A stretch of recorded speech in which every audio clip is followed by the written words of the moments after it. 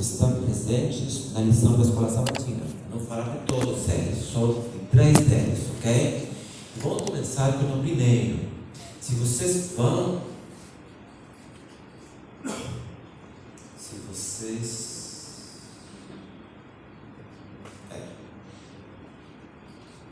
Vou ligar para todo lado, ok?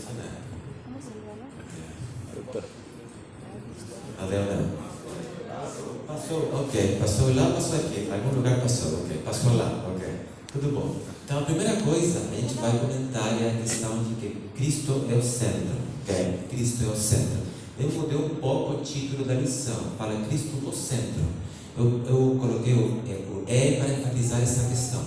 Então, vamos falar de um verso específico. Pode passar, por favor? Pode passar. E esse é uma questão histórica que está presente dentro do Sidur judaico, ok? O Sidur judaico, que é uma das preces próprias que os judeus ortodoxos eles recitam usualmente dentro da sinagoga e também na casa, que são chamadas preces de manhã, ok? As preces matutinas. É dizer, assim como você tem uma matutina assim, para ler um devocional, eles também têm essas preces. E essa prece diz assim: ó Senhor, muito obrigado por não ter nascido gentio, escravo e nem mulher. Então tem 3 coisas ali que estão sendo enfatizadas. A primeira delas é que, graças a Deus, eu não nasci escravo, gentio e nem mulher. Obviamente, quando você vai para a cultura do Novo Testamento, do primeiro século, você vai achar que essas 3 questões, porque são mais contemporâneas, sabe? Essas 3 questões ainda estão presentes. Se você vai para Flávio Josefo, ele vai falar claramente que a mulher é inferior ao homem. Se você vai para a Mishnah, claramente você vai notar que a mulher é inferior ao homem. E se você vai para os escritos da Apócrifa, você vai notar que os gentios são inferiores aos judeus e que os escravos são inferiores a qualquer coisa. Então, essa ideia que está resumida aqui pode nos dar uma percepção de que isso acontecia também no primeiro século. E que todo judeu, quando seu filho nascia, ele estava agradecido que não nasceu mulher, senão que nasceu homem. Agora, Paulo, ele vai escrever uma carta, que é a carta aos Gálatas, e ele vai dizer algo que é totalmente contrário. Por favor, pode passar? Então, Gálatas capítulo 3, verso 28, um texto que está aí na lição, mas que não é tratado assim em profundidade. Muito obrigado. Diz assim: não pode haver judeu nem grego, nem escravo nem liberto, nem homem nem mulher, porque todos vós sois um em Cristo Jesus. Se vocês notam, acontece uma coisa muito interessante aqui. As 3 questões que têm a ver com a problemática que eu estava falando, de graças a Deus não ter nascido mulher, escravo e gentio, aqui Paulo está falando o contrário. Cristo é o centro, está falando o contrário. Está dizendo, olha, em termos étnicos, raciais, não existe. Em termos de sociedade, isso não existe. E em termos de gênero, isso tampouco existe. Agora, eu gostaria que meus estudantes de grego 1, certo, que estão presentes aqui, vão me ajudar agora com o texto que vem. Por que é importante isso? Porque se você quer pegar o que Paulo realmente está dizendo, aqui no grego fica muito mais claro. Não é brincadeira, fica muito mais claro. Então, se você vai aqui, você tem a partícula de não. Eles já estudaram isso, certo? A partícula de não. Aqui vem o verbo, não existe. Aqui você sabe que é judeu, nem, é uma conjunção. Você note bem isso. Aqui tem uma conjunção. Então diz, não existe judeu nem heleno, certo? Grego. Depois vai dizer a mesma coisa. Não existe servo nem liberto, ou livre. Ok? E agora, note bem. Aqui vem um detalhe interessante. Por isso o grego vai te ajudar para ensinar melhor. Vai dizer assim. Não existe, aqui mudou. Aqui não vai usar a conjunção ude, sem, nem. Aqui vai usar a conjunção kai. E todo estudante do grego 1 sabe que kai significa que coisa? I. Exatamente, muito bom. Então, quando chega o homem e a mulher, na tradução do português, a tradução do português fala homem e mulher, Na verdade, que no texto grego não aparece nem, aparece e.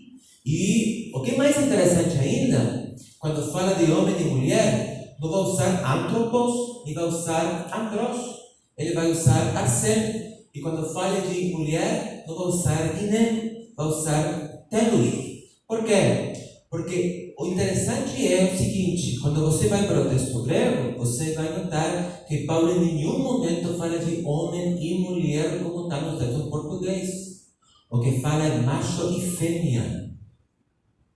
É dizer que se o macho e fêmea tem uma relação clara com a Septuaginta de Gênesis capítulo 1, quando diz que Deus criou o homem e a mulher. Na verdade, se você vai para a sua versão, fala macho e fêmea. Criou o homem e ele foi macho e fêmea. Que questão traz isso para a nossa mente? É que Paulo não só está falando de marido e mulher, está falando de qualquer questão que tenha na sociedade, que tem uma relação entre macho e fêmea.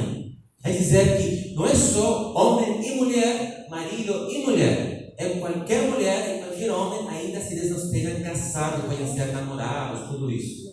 Então Paulo está dizendo assim: olha, não existe distinção entre eles. Alguns pensam, mas aqui está falando que todo mundo é igual. O texto não está falando disso. Não está falando disso. Está dizendo o seguinte: está dizendo não tem distinção. Por quê? O judeu vai continuar sendo judeu, mas agora não tem distinção com quem? Com o heleno, que vai continuar sendo gentio. O servo, o escravo, vai continuar tristemente no primeiro século sendo escravo. E o liberto vai continuar sendo liberto. Mas entre eles não tem distinção.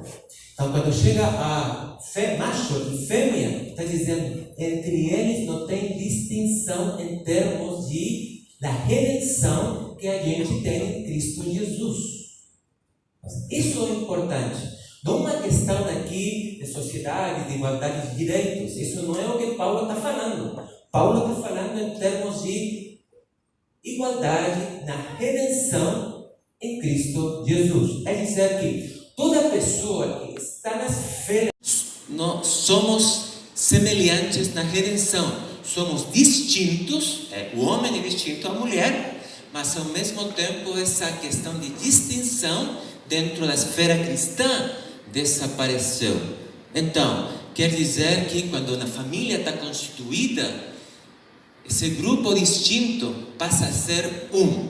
Por isso é importante que o primeiro segredo que a gente vai comentar é o seguinte: porque todos vós sois um em Cristo Jesus. Essa distinção social, não de gênero sexual, não está dizendo isso. Essa distinção social, não que vai fazer uma revolução para abolir a escravidão. Isso foi feito depois. Paulo não está falando disso. Ou essa questão que judeu agora pode ser gentio, gentio pode ser judeu, tampouco, porque o livro de Gálatas está lutando contra isso. Está dizendo que não, todo mundo não tem distinção quando está em Cristo Jesus, mas ainda continua sendo diferente, porque todos nós somos uma em Cristo Jesus. É dizer, quando a gente pensa como um segredo para a família, nunca esquecer que todos nós temos como o centro a Cristo, porque todos nós somos um em Cristo Jesus. Não tem ninguém superior ao outro em termos da redenção. Temos uma sociedade e outra questão, porque é interessante que o texto não fala que o filho e o pai não existem mais. Não fala isso. Só uma questão só de distinção social, distinção étnica e distinção também de gênero. Segundo elemento que seria bom relembrar, que usualmente a gente esquece, é esse que está aqui: tornando-nos um por meio do seu amor. E aqui vamos pensar nesta pessoa que aparece aqui. Marcos 3,17 diz assim: Tiago, filho de Zebedeu, e João, seu irmão, aos quais deu o nome de Boanerges. Agora, esse nome que está ali, que é aramaico, até agora a gente não sabe bem o significado em aramaico. É muito difícil de estabelecer, sabe? Muito difícil mesmo. Tem discussões longas referente a como semanticamente você vai notar e ter uma relação clara o que Jesus, quando falou em aramaico, tentou falar. Mas Marcos vai tentar dar uma solução ele vai dizer filho do trovão. Então alguns pensam trovão, o que significa? Quando você vai para o Novo Testamento, você vai notar que trovão tem uma relação de som, é dizer que eles faziam muito barulho, eram barulhentos, essa é a questão. Então usualmente as pessoas pensam que eles eram pessoas violentas, sabe? Nesse sentido, como um trovão que vai fazer um barulho assim enorme, a gente vai ficar assustada. Alguns pensam que essa é a relação. E pode ser porque quando a gente vai para Lucas, os discípulos, Jesus está indo para Jerusalém, já depois do 54, no verso 51 já ele está indo para Jerusalém, dentro da estrutura lucana. E no verso 54 ele vai entrar num povo de samaritanos, sabe? Então ele quer entrar ali, mas eles não deixaram. E olha ali, vendo isto, os discípulos Tiago e João, novamente, eles perguntaram: Senhor, queres que mandemos descer fogo do céu para os consumir? Nossa, então eles eram umas pessoas violentas demais, eram vingativas, sabe? A gente não pode entrar, então, Senhor, você quer que a gente faça descer fogo do céu? O espírito deles não era o melhor. Bom, você sabe da história, eles foram discípulos, depois Tiago vai morrer, especificamente no ano 44, a gente sabe isso porque Herodes morre ali, no ano 44, e João continua, depois da destruição do templo, João continua, e João depois vai escrever esta carta aqui. Isso é interessante, porque agora essa percepção vingativa, essa percepção assim violenta, sabe, que ele tinha no coração dele, vai começar a desaparecer. E ele vai escrever esse texto que também aparece na lição, que é um texto lindo demais. Ele diz assim: amados, amemo-nos uns aos outros. Então, um segundo segredo está relacionado com isso. É dizer que dentro da família, dentro da esfera da família, Cristo é o centro. Agora, como que a gente vai fazer possível isso? Porque claramente é uma questão de retórica, falar tanta coisa linda, mas nunca viver aquilo que nós somos chamados de viver, sabe? Dizer, a gente tem que se amar, e você é um pica-fumo, uma pessoa assim, não boa dentro da família, obviamente isso é só retórica, falar lindo, que lindo fala ele, mas tudo mentira, sabe? Tudo mentira dentro da vida do cristão. Então diz assim: amados, amemos uns a outros, porque o amor procede de Deus, e todo aquele que ama nasceu de Deus e conhece a Deus. Então, aqui vem uma questão básica: nascer e conhecer. Então, para ele é uma questão espiritual e também uma questão de estar com ele. E depois vai dizer: aquele que não ama, não conhece a Deus, pois Deus é o amor. Aqui vem o interessante, porque João vai tentar dizer: olha, não é uma questão só teórica, é uma questão que vai além da teoria. Ele diz assim: nisto se manifestou o amor de Deus em nós, em haver Deus enviado o seu Filho unigênito ao mundo, para vivermos por meio de Ele. Então está dizendo assim: olha, você pensa que o amor é uma questão só assim abstrata, uma questão do coração, assim como os hippies, sabe? Assim que eu amo, que bom, você me ama, que lindo, o amor é fantástico. Não, está dizendo, o amor é uma questão real que você tem que praticar assim como Deus praticou. Ele não ficou dizendo: eu amo o mundo, eu amo o mundo, eu amo o mundo, que lindo é o mundo. Não, eu vou enviar meu filho, o filho veio, o filho morreu. É dizer que é uma questão prática, uma questão real. E ele está dizendo para que nós verdadeiramente tenhamos um amor entre nós, a gente tem que reconhecer essa questão. Não é só teoria, é também uma questão de viver o amor. Então, o segredo dentro dessa temática é o seguinte: aquele que não ama, não conhece a Deus. É dizer que nós temos que reconhecer que muitas vezes a gente fala coisas que não pratica, sabe? E dentro da família, a gente tem que dizer: o centro é Cristo. E para nós estar juntos, temos que amar. E para amar, eu realmente tenho que viver aquilo. Não só de palavra, também em fatos. Assim como Deus enviou, eu também tenho que dar tudo pela minha família. E o terceiro, uma assim que os homens gostam muito de falar, sabe? Nós gostamos muito de falar dessa questão da submissão. E é interessante que a lição vai falar disso. Mas só que a lição vai falar é algo que usualmente a gente não fala. Sabe o que é? Diz assim, Efésios 5:21, texto que está presente na sua lição. Sujeitando-os vós uns aos outros no temor de Cristo. Usualmente nossa leitura é a seguinte, a gente não lê essa parte, não? Só vai para a segunda parte. E a segunda parte é o texto que vem. O texto que vem diz assim, as mulheres sejam submissas. Então, mulher, você se submete. Você é chamada a ser submissa. Você é. Eu não sou, você é. Mas se você vai para o contexto, primeiro começa falando de quem? De todos. Não é só as mulheres. Isso é interessante. De fato, no texto grego, não aparece a palavra submissa. Aparecem frases substantivas e que você tem que incluir o verbo, porque parece que Paulo está pensando no verbo que aparece antes. Mas no texto grego, o verbo submisso não aparece no texto das mulheres. Isso é interessante. Ainda tem uma discussão se aparece, na minha opinião aparece, por quê? Porque você precisa de um verbo. Você não pode ter uma oração sem um verbo, especialmente no grego. Usualmente você tira ou bota o verbo quando você tem uma oração só de substantivos. Então, a submissa pode aparecer ali. Mas, o que é importante aqui é que o chamado é para que todos nós sejamos submissos uns aos outros.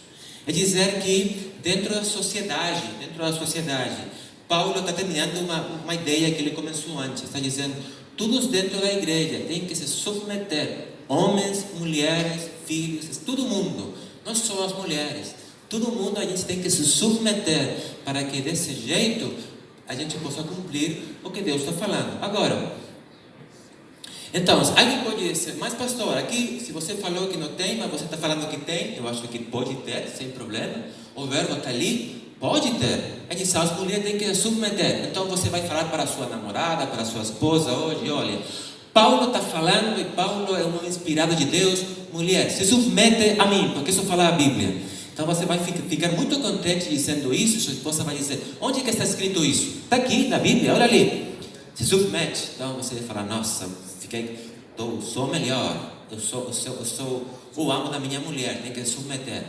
Mas Paulo continua falando. E seria bom que todo estudante de teologia e esposa de teologando nunca esqueça isso. Quando teu esposo te fala alguma coisa, ele fala, mostra-me o contexto. O contexto é importante, sabe? Muito importante.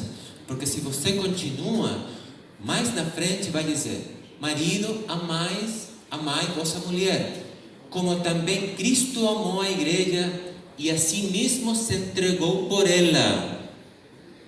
Então, esposa, namorada, futura esposa, vai dizer isso para seu marido, seu futuro marido. Você quer que eu me submeta? Tudo bem, mas você tem que me amar até o ponto de morrer por mim. Jesus morreu pela igreja. Então você tem que agora morrer por mim. Já pensou? Tudo muda, sabe? Tudo muda. Não é só uma questão de dizer, não é só um lado da moeda, e também no outro lado. Nesta união completa do pensamento paulino, ele está dizendo, todos nós temos uma responsabilidade. Todos nós. E essa questão de submissão está presente ali. Então, quando ele vai dizer, todo mundo tem que se submeter, todo mundo, incluindo os homens. Olha, isso é interessante. Qual é o segredo aqui, então, que está presente? O segredo é o seguinte, se você vai ler toda a perícope dentro do contexto, você vai notar que tem um apelo e depois tem também uma ordem, sabe? Ele vai falar em termos vocativos, vai dizer mulheres, maridos, filhos, pais, servos, senhores. Olha, tudo isso vai estar incluído. O que é interessante quando você vai para a literatura do primeiro século, você vai notar que usualmente os senhores não vão estar incluídos. O marido poderia estar incluído em algumas delas. Usualmente quem vai receber o conselho é a mulher, você tem que ser boa, os filhos você tem que ser bons, os escravos você tem que ser respeitosos do seu amo, mas nunca vai falar do amo, nunca, usualmente nunca, de fato. E os maridos, tem vezes que eles falam, mas outras questões, como dizer, você é o dono da casa, você tem que ser respeitado. Mas aqui, Paulo está invertindo tudo, está misturando tudo, está dizendo, todos nós, o segredo da submissão dentro de uma família, está que todos nós, todos, temos um apelo para fazer uma coisa, mas é um chamado também na obediência. Olha ali, as mulheres submissas, maridos amais, filhos obedecei, pais não provoqueis filhos para a ira, servos obedecei ao vosso Senhor. E aqui veio interessante, senhores, de igual modo procedei para com eles. É dizer que dentro da esfera do primeiro século, era uma coisa muito esquisita dentro da cultura greco-romana, era que os servos, o Senhor também trata bem os servos, é uma coisa estranha. Mas está dizendo, ainda incluindo dentro dessa família os servos, os empregados, todos eles têm que ser senhores, têm que se submeter. E isso é muito, muito interessante. É dizer que não é só uma parte do grupo, é toda a família greco-romana, todo o grupo, todo mundo está chamado para se submeter, porque o segredo para que a família seja uma família unida em Cristo, uma família com sucesso, é que essa submissão é total, não é só para um grupo ou parte da família. Conclusão, assim, dessas três questões, tem um texto de Ellen White que aparece aí na lição, que eu gostei muito, sabe? Que está no Lar Adventista, página 179. Diz assim, quanto mais perto nós achegamos de Cristo, mais perto estaremos uns dos outros. Eu acho que isso resume muito bem o que a gente falou até agora, dessa questão da centro de Cristo, estamos juntos uns com outros, e a submissão, porque tudo está ligado com Cristo. Muito obrigado, viu?